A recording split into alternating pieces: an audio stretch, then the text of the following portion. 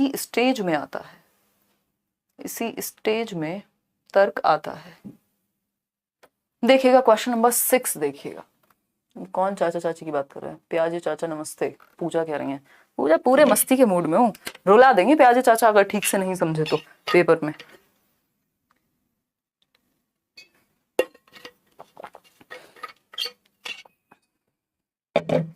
देखिएगा, बहुत ही बढ़िया।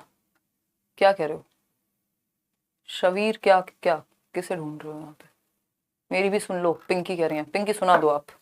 देखिएगा, अगर हम बात करें क्वेश्चन नंबर 6 की, in the theory proposed by लेव वाइगोस्की, वाइगोस्की के थियोरी के अनुसार प्राइवेट स्पीच, जिसको हम निज वाक कहते हैं, व्यक्तिगत वाक कहते हैं, इसका क्या मतलब है?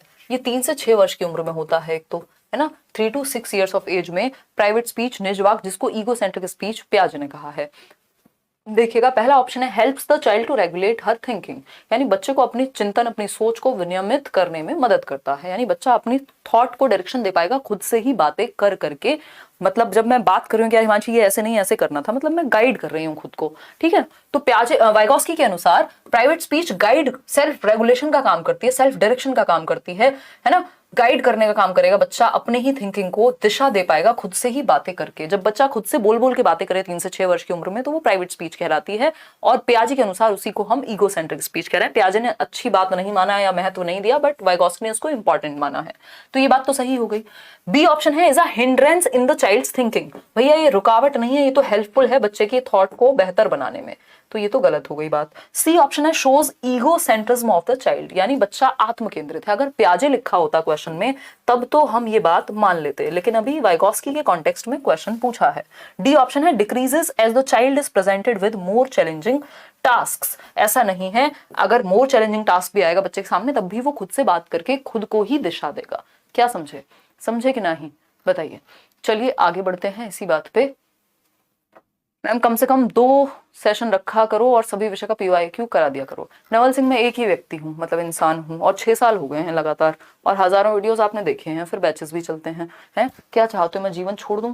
हैं कभी कभार आपको व्लॉग मिल जाते हैं, मैं सोच रही हूँ हफ्ते में 1 व्लॉग दे दिया करूँ। किताबों पे काम चल रहा है, इंटरव्यूज भी आते हैं। हैं क्या चाहते हो? मैं गाना गाने लग जाऊं, मैं दुनिया भुला दूंगी आप सबके चक्कर में? हैं देखो एक बार क्वेश्चन नंबर 7 और थोड़ा बहुत अभी करेंगे 2 भी करेंगे जब जरूरत होगी। आपका सारा काम जो भी सीटेट का लेकर के, सीटेट को लेके है, वो सब हो जाएगा। वो उसकी टेंशन आप मेरे पे छोड़ दो, मैं अपने हिसाब से मैनेज कर लूंगी। 3 घंटे लेने की जरूरत पड़ेगी 3 घंटे लेंगे, टेंशन मत लो। बट अभी के लिए जियो और जीने दो अकॉर्डिंग टू लेव वाइगोस्की। थोड़े पुराने वीडियोस भी देख लिया करो कभी। है देखो एक बार, लेव वाइगोस्की एक्सपेक्टेशंस दुख का कारण है, समझ पा रहे हो? लेव वाइगोस्की के अनुसार शिक्षक बच्चों के अधिगम में किस प्रकार मदद कर सकते हैं, है ना। शिक्षक जो है वो बच्चों के अधिगम में किस प्रकार मदद कर सकते हैं बताइएगा। प्रोवाइडिंग एप्रोप्रिएट रिवॉर्ड्स, उपयुक्त इनाम दे करके, लो मेरे बच्चे इनाम ले लो। है नहीं चल पाएगा काम, ठीक, इनाम लंबा नहीं चलेगा। एक टाइम के बाद सिर्फ एक्सटर्नल चीजों में ही फंस के रह जाएगा बच्चा, अंदर से सीखने की इच्छा उसकी खत्म हो जाएगी। अगर आप अवार्ड रिवॉर्ड ही करते रहेंगे तो कभी कभार चल जाता है, हमेशा नहीं। लाइक शेयर करना अगर आप भूल गए हो तो कर दीजिएगा। गिविंग स्ट्रिक्ट पनिशमेंट, पनिशमेंट देने को RTE ने साफ साफ मना कर दिया। आप बच्चे को आंखें नहीं दिखा सकते, आप बच्चे को मुर्गा या मुर्गी नहीं बना सकते, तो कोई दंड आप नहीं दे सकते, कॉर्पोरल पनिशमेंट बैन है। अगर हम बात करें changing the nature and quality of support, यानी आपका जो नेचर है, जिस तरह का सपोर्ट आप दे रहे हैं और जो क्वालिटी है उस सपोर्ट की, यानी उस मदद की, उसको चेंज कर दीजिए जैसी बच्चे की नीड हो उसके अकॉर्डिंग। ये बात बिल्कुल सही है। अगर आपको CDP में ज्यादा दिक्कत हो रही है तो मैं वहां फोकस करूंगी, आपको कहीं और दिक्कत हो रही है तो मैं वहां फोकस करूंगी। अपनी नीड, जो अपना वे है, नेचर है और क्वालिटी है मदद की, वो चेंज कर दूंगी एज अ टीचर। तो ये बात तो सही है। डी ऑप्शन है, making them copy all the answers from a black board. ये तो रट्टाफिकेशन है, रोट लर्निंग है कि सारे आंसर वो बेचारे कॉपी कर लें और तब मिटा दो आप उनको और फिर रट के वो वापस पेपर में लिख जाएं। तो ये तो खिचड़ी बन जाएगी, जैसे सिस्टम चला आ रहा था वैसे ही चलेगा। सी ऑप्शन हो गया। अब चलते हैं क्वेश्चन नंबर 8 पर। पूजा कुछ कह रही हैं, अभी पूजा कह रही थी कुछ, अभी पूजा फिर से कह रही हैं। क्वेश्चन नंबर 8 देखिएगा। Pooja tells her friend that we should follow class rules else the teacher will not allow us to play outside, यानी पूजा कह रही है भैया क्लास में टीचर के द्वारा बनाए गए रूल्स को मान लिया करो, नहीं तो हमारा गेम्स का पीरियड खा जाएंगी मैडम, है ना, भेजेंगी नहीं बाहर। ठीक है, बात तो समझ में आ रही है, पूजा इंटेलिजेंट लग रही है हमें तो। Pooja is at which stage of moral development according to Lawrence Kohlberg, Kohlberg की किस स्टेज के अनुसार पूजा किस एक स्तर पे है उनकी थियोरी के, बताइएगा।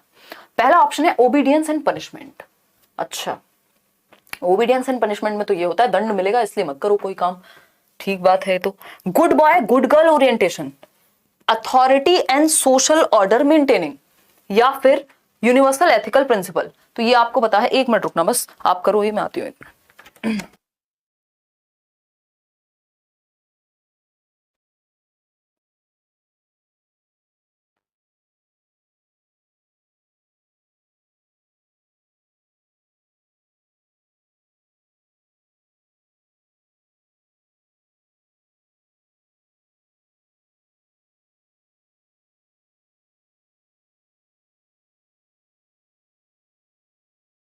देखना एक बार, Pooja tells her friend that we should follow class rules as the teacher will not allow us to play. यानी पूजा कह रही है भैया पनिशमेंट से बचना है तो आज्ञा का पालन कर लो चुपचाप से, बाकी सही गलत का हमें पता नहीं है। बात तो ठीक है, अच्छी तो नहीं बनना, पूजा ने यहाँ तारीफ की रिक्वायरमेंट तो नहीं रखी कि मुझे अच्छा बनना है टीचर के सामने, ऐसा तो कुछ नहीं कहा पूजा ने, ठीक है ना बात। फिर अगर हम बात करें सी ऑप्शन की, तो authority and social order maintaining orientation, ऐसा भी उन्होंने नहीं कहा कि समाज में नियम बने रहे इसलिए हमें पालन करना चाहिए, एक व्यक्ति तोड़ेगा तो सब तोड़ेंगे, ऐसा भी कुछ नहीं कहा। पूजा को घंटा फर्क नहीं पड़ता व्यक्तियों से, पूजा को अपने खेलने से फर्क पड़ रहा है, ठीक है ना। यूनिवर्सल एथिकल प्रिंसिपल, ये तो नेक्स्ट लेवल की बात हो गई, 6th लेवल की बात हो गई। तो ओबीडियंस एंड पनिशमेंट, आज्ञा पालन एवं दंड। और खेलने की बात कर रहा है मतलब बच्चा छोटा होगा, तो छोटी एज में ही ये काम करती है, सबसे पहली स्टेज है। आगे बढ़ेंगे क्वेश्चन नंबर 9 पर। क्वेश्चन नंबर 9 पढ़िएगा, थोड़ा ध्यान से पढ़िएगा। क्वेश्चन नंबर 9 कहता है which of the following is not correct as per Harvard Gardner. लिखा हुआ है नॉट करेक्ट, ध्यान से पढ़िएगा, नॉट करेक्ट और हार्वर्ड गार्डनर, ये 2 वर्ड दिमाग में हाईलाइट कर लीजिएगा। कौन सा एक वाक्य सही नहीं है हार्वर्ड गार्डनर के अनुसार, जिन्होंने बहुबुद्धि का सिद्धांत दिया है multiple intelligence frames of mind नाम की पुस्तक में। सीटेट के नोट्स जल्दी मिलेंगे। रिया मुझे इस वीकेंड का टाइम और दे दो, पता नहीं लगता एक हफ्ते से दूसरा हफ्ता कब आ जाता है, कितनी सारी चीजें होती रहती हैं। मैं जल्दी दे दूंगी आपको नोट्स, मैं सोच रही हूँ अनाउंस भी कर दे सीटेट तो थोड़ा और मजा आ जाए, बट दे दूंगी। Intelligence is a fixed and stable trait, क्या गार्डनर ऐसा कहते हैं? जब भी आपने मेरे साथ गार्डनर डिस्कस किया होगा, मैंने पहली बात यही बताई होगी कि गार्डनर ये मानते हैं कि इंटेलिजेंस कोई सिंगल एंटिटी नहीं है, कोई एक तत्व बुद्धि नहीं हो सकता, कोई एक चीज बुद्धि नहीं हो सकती कि आप मैथ्स में इंटेलिजेंट हैं तो आप इंटेलिजेंट हो गए। ये कह रहे हैं मल्टीपल टाइप्स की इंटेलिजेंस हो सकती है। तो ये नहीं कहते कि फिक्स्ड है और स्टेबल है, ये बात गार्डनर नहीं कहते, और जो नहीं कहते वही सही है, क्योंकि पूछा ही गलत था इसलिए गलत ही सही है। तो फर्स्ट ऑप्शन सही है। बी ऑप्शन है intelligence can be nurtured and grown, ये तो मानेंगे Gardner. Intelligence is of several kinds rather than dominated by a general factor, ये भी बात है। Intelligence can not be tied to a single domain, यही तो कह रहे हैं वो कि सिंगल एंटिटी नहीं है बुद्धि, कोई मल्टीपल प्रकार की हो सकती है, लोग अलग अलग प्रकार में इंटेलिजेंट हो सकते हैं, कोई म्यूजिक में अच्छा होगा, कोई भाषा में अच्छा होगा, कोई बॉडी का एस्थेटिकली अच्छा होगा, यानी स्पोर्ट्स में अच्छा होगा। तो A option is the right answer. आगे बढ़ेंगे क्वेश्चन नंबर 10 पर। मजा आ रहा है डिस्कशन में, बहुत मजा आ रहा है, बस आप लोग जिस संख्या में आते हैं उस संख्या में अपनी प्रेजेंस नहीं बता पाते हैं लाइक शेयर करके। इन चाइल्ड सेंटर्ड एजुकेशन, यानी एक बाल केंद्रित कक्षा में, बाल केंद्रित कक्षा वो है जहां बच्चा सेंटर में है, जहां पर बच्चा सेंटर में है, भगवान है बच्चा, है ना, मतलब बच्चे के अनुसार चीजें होंगी। तो अगर हम बात करें यहाँ पर, तो चाइल्ड सेंटर्ड एजुकेशन वो है जहां बच्चा सेंटर में है। तो first option the teacher does not play any role, इसका मतलब ये बिल्कुल भी नहीं है कि टीचर का कोई रोल नहीं होता।